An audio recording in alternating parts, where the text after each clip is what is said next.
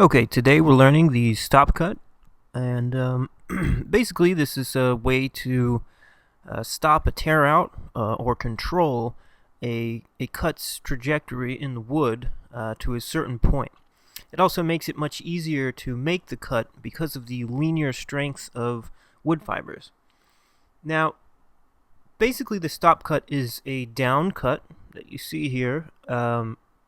And this is called a stop cut specifically because it stops the fibers from tearing out, or also it kind of stops the linear strength. So it's kind of a literal meaning. And the stop cut is for other cuts, but the one that goes kind of in a downward direction that you'll do first is what's called the actual stop cut. Alright, so you'll make a little cut downwards here, and then you'll make your cut from the side, and that'll remove this piece of wood.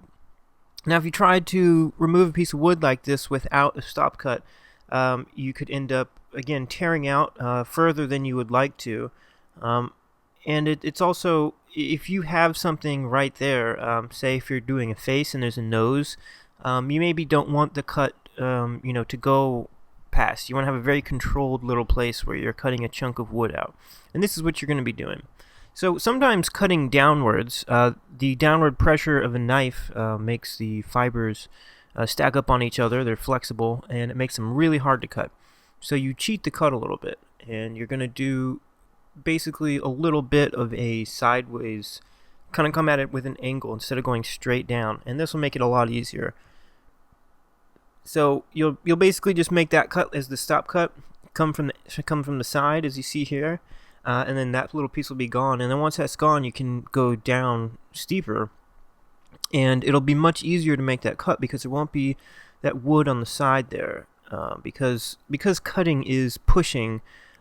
Basically the wood on the right that you see here is not being backed up by that other wood that we removed, so it'll be much easier to cut. If it doesn't make much sense, once you try it you'll feel it and you'll kind of understand a little more. And this is kind of just some specific angles for demonstration, but really anytime you're trying to take a big piece of wood out and it's too big to make in a single cut, you're going to whittle it out slowly. Just make smaller cuts. You could do any angles you want, but for the most part you just kind of keep one steep and the other one a little bit angled, and that'll make things a lot easier. And this is we're using on these X-Acto knives, they have a straight blade, but also once you get into wood carving knives, you should be getting a flat, straight bladed knife. And the reason for that is specifically for things like this on a stop cut, is that you couldn't get a curved blade to match up onto itself. And you can see in this illustration here, I tried to show it. It's really hard because it's a three-dimensional type of thing that's going on. But basically, two curves can't meet up except in one little place, unless you rolled them, and then it'd just be too hard. Making a stop cut with a straight blade is hard enough. Okay, I just was looking through the footage of what you're about to watch, and I shot some of it. I was doing some of it up here, and basically I did not cut this dowel down yet, and it's causing a lot of problems. You'll see some of that in the video. I would suggest you cut these down. If you do not have a saw, you may need to get one. You kind of can get through these with almost anything, but I would really suggest getting one of these. This is like it's a DeWalt. I hate to advertise for a big company especially, but a lot of the saws out there are complete crap.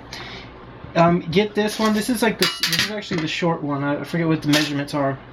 And I don't know. There's another company that makes one that looks similar to this thing. It's called a shark tooth or something.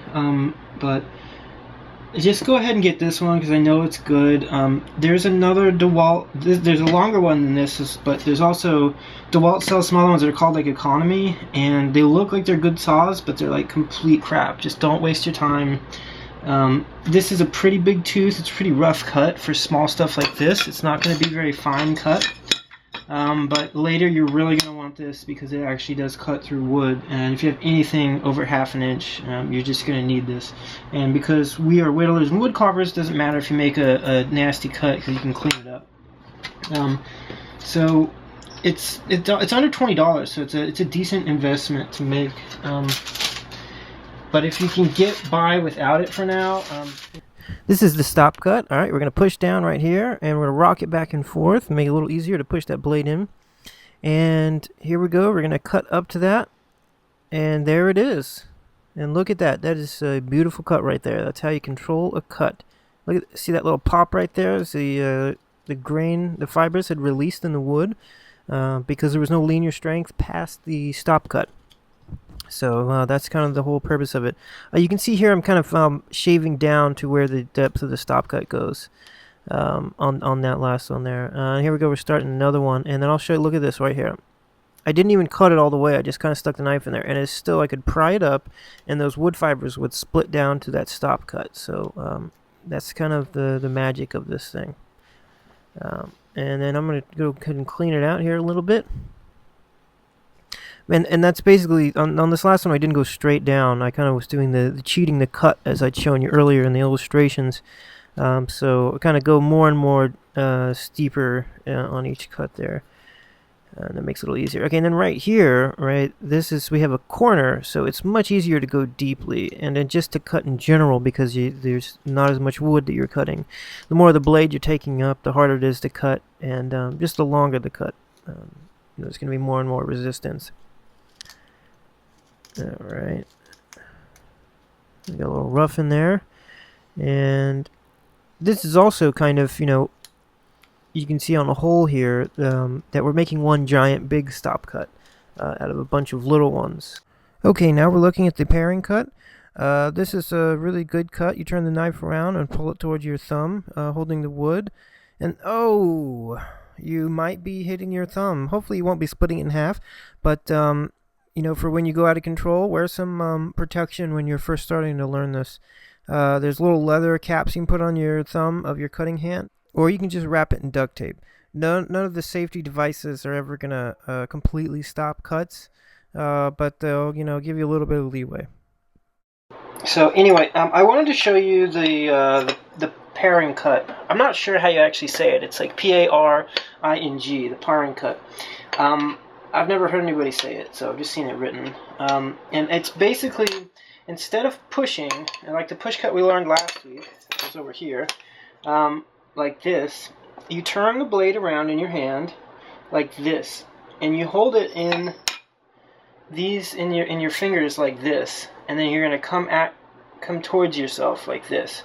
And there's another cut where it's limited by your anatomy; it can't really go anywhere. But the problem with the paring cut is you're supposed to use your thumb. And on something small like this especially, you're going to be going straight towards your thumb. And when you cut cheese, or you cut the cheese, anyway, or you cut fruit or something, those knives aren't very sharp, or the fruit doesn't have much resistance, so you can cut towards your thumb. So remember not to do that. Move your thumb out of the way over here when you cut. Or if that's not, there's no room there, like say it was on this project, you put it on the side. Put it on the side, and you'll cut with a little bit more downward force, so that it'll hold it. What I mean with downward force is that you're specifically cutting this way, and you're giving a lot of force to the down. Even though your blade isn't necessarily, you're not trying to cut through it like this angle. You're going specifically, you're pushing the blade into the wood, so that it won't slip out. And you put about as much pressure down as you do forward, a little bit more down than you do forward. And that's how you keep it from going out of control in your cuts, not injuring yourself, okay? So this is basically it right here. That was a really big one. That was probably way too much right there. Alright, so you're going to do really small little cuts, just like this. It's going to be very similar to our last, another one, too big. Very similar to our last one, where you go off the end. You might want to practice a little bit on the other end of your stick. And just go off a little bit, and make sure you're clearing your thumb. You can do it beforehand, you just kind of practice it. Or go past like this and see what's going to happen.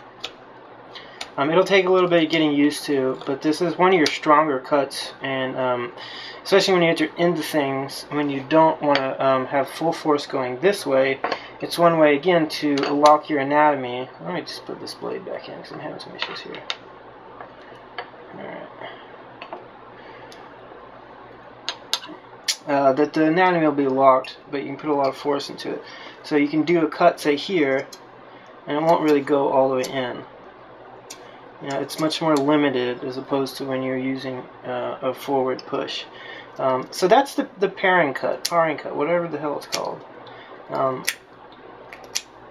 You'll want to get that down, and there's a few different ways to do it, or ways to apply it, which you'll see down the road in other projects. So just try a little bit of that. Maybe do it a little away from your hand at first, a little away from your thumb. But be careful that when you're doing a more stretched out one, that you're not coming all the way, because that's just going to make it more out of control. Just kind of do a little bit of this instead of this, all of it. Okay, just kind of curl your fingers a little bit.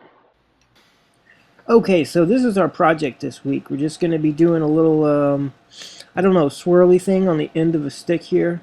This is a really fun little design that I still do now, and sometimes when I am doing some sort of cylindrical object, I'll do one of these on the end for decoration, and they're just very satisfying, very relaxing. And basically it's just, you start with an angled cut and you make it longer, you just keep going with it, and eventually it will manifest a spiral type of design that goes down the length of your cylinder there. This is kind of like basically like what happens with a screw or a drill bit. So it's the same kind of idea, and you saw in the beginning there, I kind of like made a bit of a line for myself to follow. I don't usually do that, but if you guys are interested, if you're worried about it coming out right, or being off on measurement, go ahead and you can kind of like, you can use your knife or you can use a pencil, and really you can just kind of put your pencil up to this thing and then roll the cylinder and slowly move your pen down, and that'll make a little spiral down it. But I kind of enjoy watching it just kind of happen anyway, because if you just kind of stick to an angle, it'll really kind of appear magically there. It's really not as bad as you think, because you'll maybe start to go off a little bit, you'll drift in your measurement, but it's really not that bad. Even if it is at the end off in measurement, it'll still look cool. After you do a few passes, because at first you'll just kind of go through and do this one maybe cut, but then you'll come back and then you'll make another pass, and then that one you'll make it a little bit deeper, you'll round out the edges a little more, and it'll really start to have a nice weight and shape to it. So the other thing is if you're off on your measurements, if it looks like you start to maybe even out, and you're going kind of I don't know, I guess vertical, perpendicular, whatever, your line's not slanted anymore, or it's way maybe too slanted, you'll have a little bit of leeway with your other passes to kind of straighten up, or not unstraighten the line, I guess.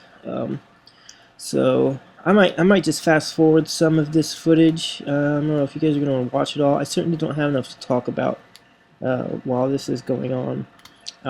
But you can see here that it's a pretty dirty cut, and I'm kind of leaving it that way because I know I'm going to be doing other passes, and also I don't know. I mean, I'm not a very patient carver. So again, it's another kind of place where try to listen to what I say, and I don't know, whatever the saying is. Follow what I say, not what I do. When you're beginning like this and you're beginning whittling and carving, take every opportunity you can to practice making clean cuts, and making these little like stop cuts, which is, this whole thing is basically stop cuts. And you can flip this around and do a little bit of parent cut if you want. But the stop cuts, you're trying to get two lines to meet up at a specific depth to get a clean cut. And it's really hard to do, to get it perfect. And now, at the end of this, I don't want you guys to get too deep trying to get it perfect, because you can just go in and sand this. This is a great project to sand. It'll look beautiful. After you round it out a bit, get it really deep and everything, you sand this thing, and it'll look like a twisted up rope. The other thing I wanted to add, I guess, if your tilt on this, if it's too extreme, there'll be too much space in between these kind of lines as they come down. And before you get too deep with them, and you see that there's too much space in between the each layer, then go ahead and go and put in another one on the opposite side, and that'll kind of create a whole other design. That I ended up doing that on a lot of my early ones, but that kind of can be expanded into other things. Once you get to a thicker piece of wood, you can actually, you'll do that. You'll do two lines that go down, and then if you just keep making them deeper and deeper, then you'll eventually end up with a hollow center and a kind of these two. You have to leave the top and bottom solid, or somewhere has to be solid, or else you're just gonna have two separate pieces. But it makes a really cool effect. We'll maybe do that in a project down the road, so don't worry about that for now. This piece of wood just aren't thick enough to get a hollow center.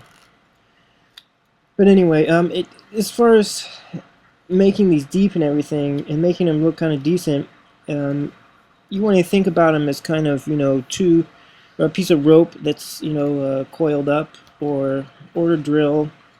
And it's interesting because there's kind of some rules of visual art in this, that even though it's a three-dimensional object, you're still trying to portray a three-dimensional object. And the reason for that is because it's the way our brains work and the way they read things, and that things can look more three-dimensional to our brains.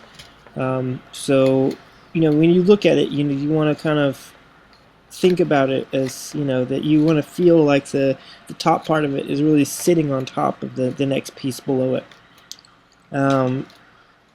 But most of that should come out as long as you just keep going deep enough and you round off these little corners. It'll just start to take shape. This is a great project because it's so easy, and it's so easy to pull off and make it look good. And down the road, when you're making your marshmallow stick, you can do this to the other end of it, and really have something more than a spear. And so we're kind of getting into wood carving here, and almost into kind of art, because this really has absolutely no function.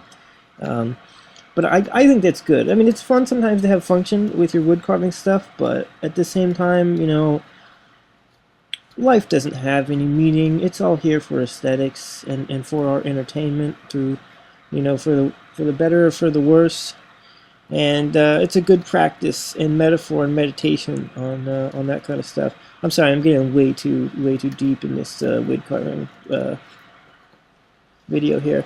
But just to go off from that, actually, there's you'll find yourself very, there's something more to wood carving and whittling than just a craft or something. There's it puts your mind in a different place, especially after you get past the first few kind of frustration parts.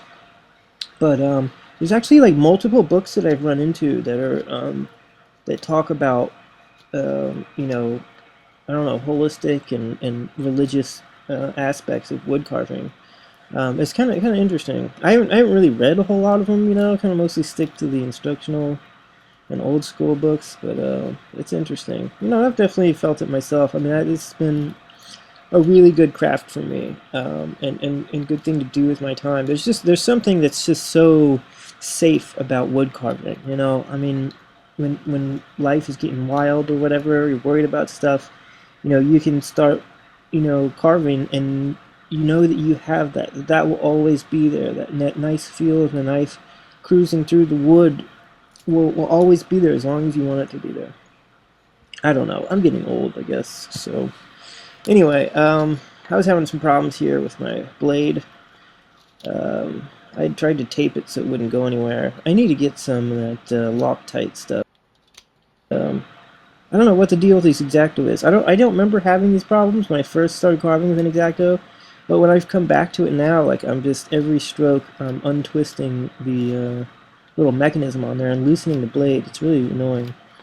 But yeah, we'll get away from these knives pretty soon here. We'll do a few more projects with them, and in a project or two, we're going to make our own handle for one of these blades, so that'll kind of take care of that issue as well. And if you guys are interested, there's a few videos on YouTube of some older guys.